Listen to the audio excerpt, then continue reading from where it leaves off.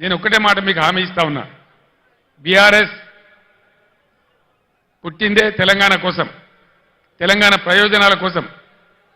ఉద్యమంలో మీ దీవెనతో విజృంభించి పోరాడి తెలంగాణ సాధించినాం. మీరు అధికారం ఇస్తే 10 ఏళ్లు అన్ని వర్గాల ప్రజలను కడుపులో పెట్టుకొని కాపాడుకున్నాం. అనేక మందిని కాపాడుకున్నాం.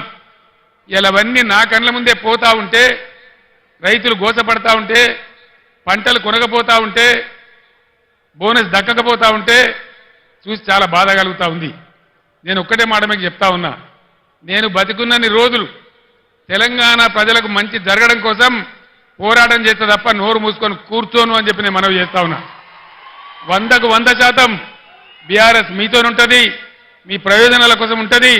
పుట్టిందే తెలంగాణ ప్రజల కోసం కాబట్టి అన్ని రకాల ప్రజల యొక్క హక్కులు కాపాడడానికి మీ వెంట ఉంటది అని నేను మనవి చేస్తా ఉన్నా. ఈ 2 పార్టీల వ్యవహారం మీరు చూసినారు. మొన్నటిదాకా బీఆర్ఎస్ పుణ్యాన గెలిచిన వ్యక్తి రంజిత్ రెడ్డి మీకు తెలుసు. ఏం తక్కువ చేసినాం రంజిత్ రెడ్డికి? ఎంపీ టికెట్ ఇవ్వలేదా, గౌరవించలేదా, గెలిపించలేదా అని నేనే వచ్చి ప్రార్థిస్తే మీరే ఓటేయలేదా? ఇలా ఎందుకు పార్టీ మారిండు రంజిత్ రెడ్డి? దేనికోసం మారిండు? ఆయన మన పొద్దుతిరుగుడు పువ్వా? అధికారం ఎటువంటి ఆడు తిరుగుతాడా? దయచేసి ఆలోచన చేయాలి. ఈ ఇద్దరు వ్యక్తులు కూడా ఎవరికి తెలిసిన వాళ్ళు కాదు. బీజేపీ తరఫున నిలబడ్డాయినా కానీ ఇలా కాంగ్రెస్కి వెళ్ళి వచ్చాడైనా కానీ ఏ కారణం మీద పోయిండు రంజిత్ రెడ్డి? ఎందుకు పోయిండు? ఎందుకు పోయిండండి?